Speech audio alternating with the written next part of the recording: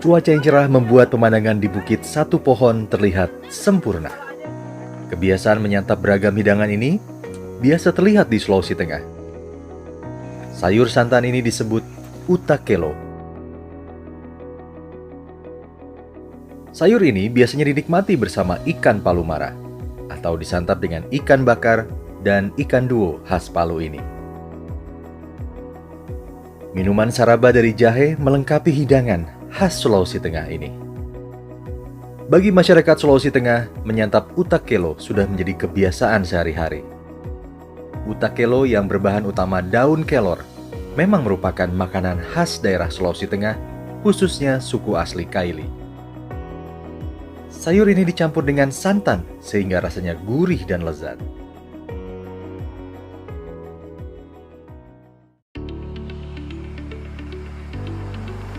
Kelo memang bahasa daerah untuk kelor, yang dalam bahasa Latin bernama Moringa oleifera.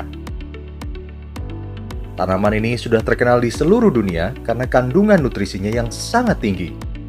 Beragam sebutan yang melekat pada moringa antara lain superfood, miracle tree, mother's best friend, dan marvel tree, menggambarkan betapa dunia mengakui moringa sebagai tanaman yang luar biasa. Food and Agriculture Organization of United Nations (FAO) menamai moringa sebagai tanaman ajaib. Daunnya kaya akan protein, vitamin A, B, dan C, serta mineral yang sangat dianjurkan untuk ibu hamil dan menyusui, serta anak-anak kecil. Selain itu, moringa juga memiliki sifat antibiotik, anti-trypanosomal, hipotensif, dan antispasmodik. Kandungan lainnya anti-inflamasi, hipokolesterolemik, dan hipoglikemik. Sebuah jurnal penelitian yang dipublikasi di Bantam Science menyebutkan moringa memiliki jumlah vitamin C yang lebih tinggi daripada jeruk, vitamin A yang lebih tinggi daripada wortel, kalsium yang lebih tinggi daripada susu, dan lebih banyak kalium daripada pisang. Selain itu, moringa mengandung 9 kali lebih banyak zat besi daripada bayam dan 4 kali lebih banyak serat daripada gandum atau oats. Sedangkan di sebuah artikel penelitian di ScienceDirect.com menyebutkan daun moringa kaya akan mineral, vitamin, dan fitokimia penting lainnya, sehingga ekstrak dari daun dapat mengobati kekurangan gizi, menambah ASI pada ibu menyusui, juga sebagai antioksidan, antiinflamasi, anti-diabetes, antimikroba, dan anti-kanker. Ini sesuai dengan hasil penelitian dalam sebuah jurnal publikasi di National Center of Biotechnology Information yang menyebutkan moringa mengandung zat yang disebut isotiocyanate yang telah terbukti berpotensi meningkatkan daya tahan manusia terhadap kanker. Dengan kata lain, setiap bagian moringa memiliki nutrisi tinggi. Daunnya, bijinya, bunganya, dan akarnya. Oleh berbagai organisasi kesehatan dunia seperti WHO, Trees for Life, dan Church World Service and Educational Concerns for Hunger Organization, moringa dijadikan sebagai senjata pangan untuk mengatasi sejumlah negara yang memiliki masalah kekurangan nutrisi. Sebut saja Senegal, Benin, Zimbabwe, Burkina Faso, Kenya, Kamerun, Zambia, Nigeria, India, dan Timur Leste. Begitupun di Indonesia, sejumlah pemerintah daerah menjadikan moringa menjadi bagian dari tanaman olahan untuk mengatasi stunting atau kondisi gagal tumbuh pada anak balita akibat kekurangan gizi kronis. Lalu adakah industri moringa di tanah air?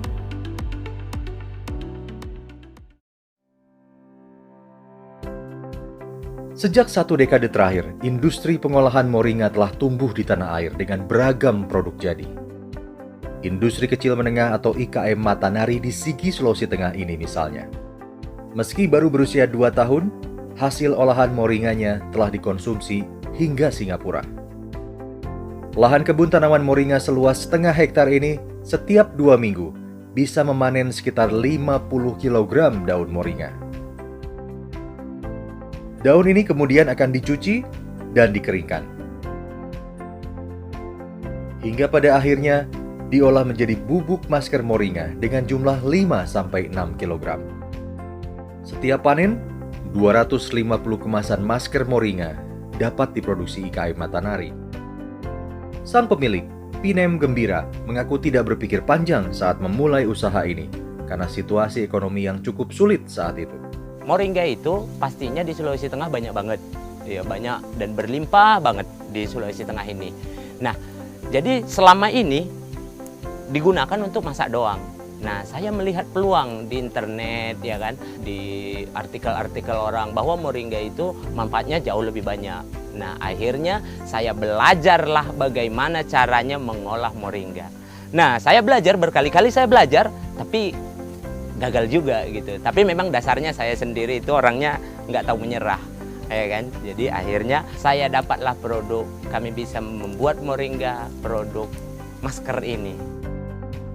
Meski pada awalnya sulit mengedukasi konsumen tentang manfaat masker moringa buatannya, Pinem tetap optimis usaha masker moringa kelak akan banyak dicari masyarakat luas.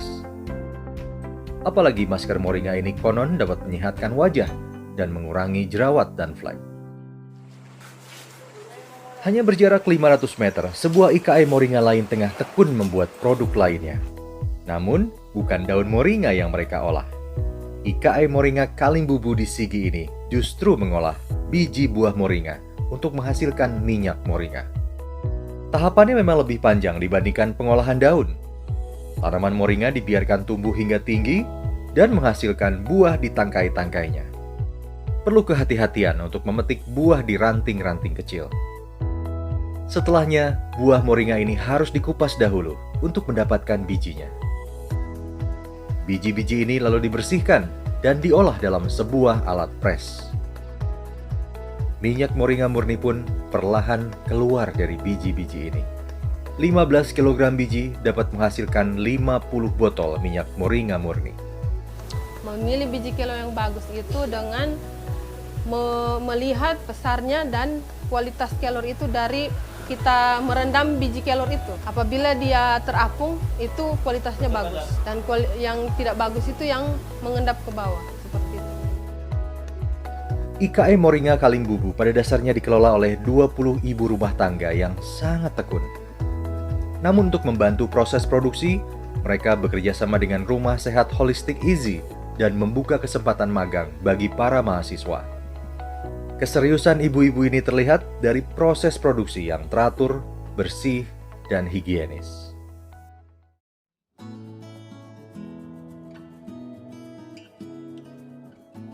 Lain lagi dengan IKM Moringa Tofeaku di Palu, Sulawesi Tengah yang memilih produk olahan moringa makanan ringan, keripik. Keripik yang dihasilkan dari kebun kelor sendiri dicampur dengan singkong organik sehingga menghasilkan keripik moringa yang sehat dan bergizi tinggi. Keripiknya cukup laris diminati konsumen karena rasanya yang gurih. Asrul, sang pemilik pun berinovasi dengan mencampur beragam rasa pada keripik moringa buatannya.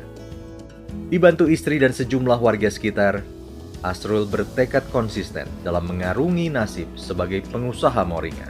Saya optimis bisa berkembang usaha ini ketika masyarakat tahu bahwa khasiat dari daun kelor. Berjarak 1 jam perjalanan dari kota Palu, tepatnya di Kabupaten Donggala, IKM Tiga Dara melangkah lebih maju dari IKM moringa lain di Sulawesi Tengah. Keuntungan 5 juta per bulan ia kantongi hanya dari menjual teh celup moringa. Berbekal peralatan yang lebih canggih seperti mesin pengeringan daun modern, Tiga Dara mampu memproduksi 3 kali lebih cepat dari pengeringan tradisional. Tak heran, permintaan konsumen pun dengan mudah mereka penuhi karena ketersediaan stok produk yang memadai. Dengan kata lain, semakin tinggi pula keuntungan yang didapat.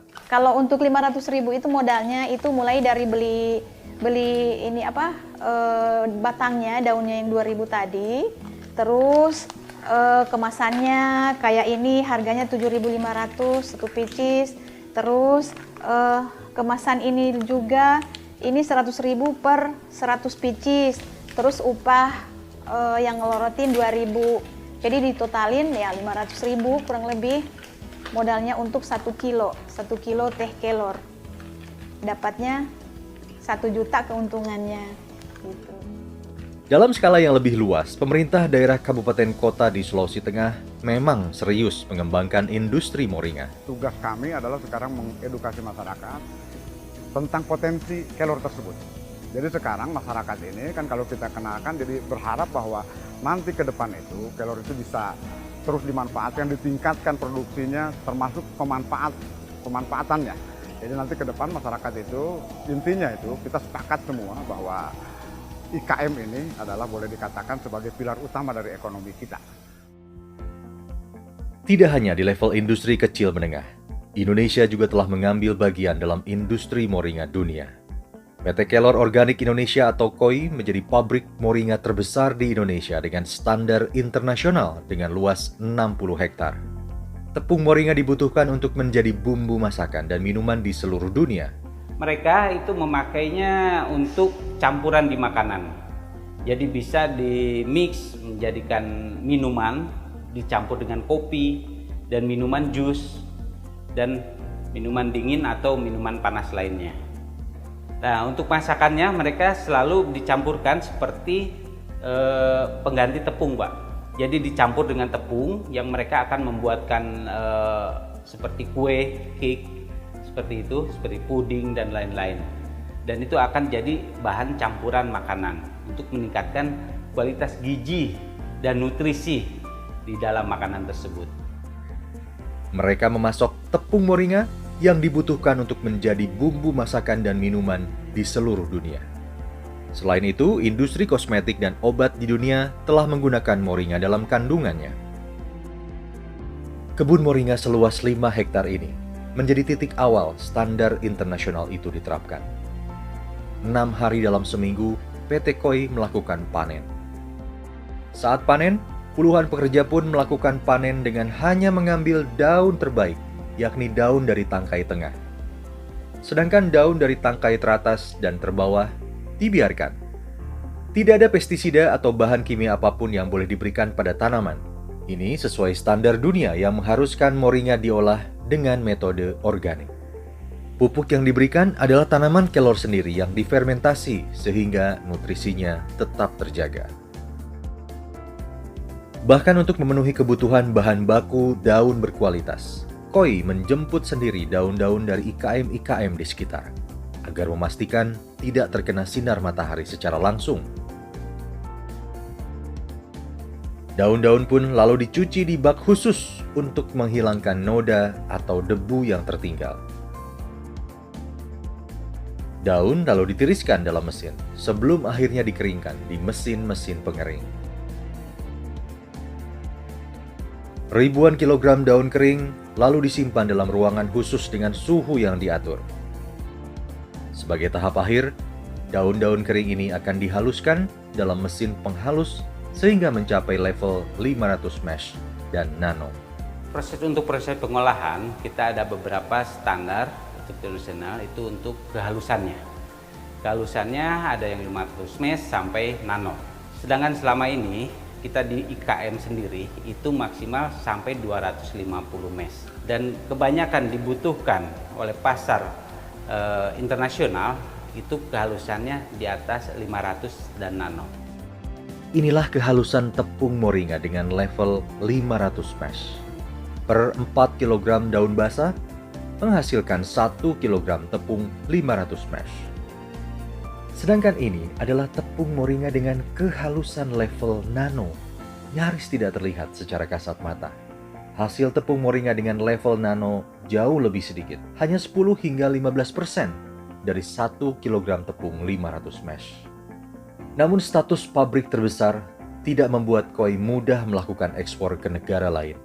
Dalam satu kali ekspor minimal dibutuhkan 15 ton tepung moringa. Sedangkan KOI hanya mampu menghasilkan rata-rata 6 ton per bulan.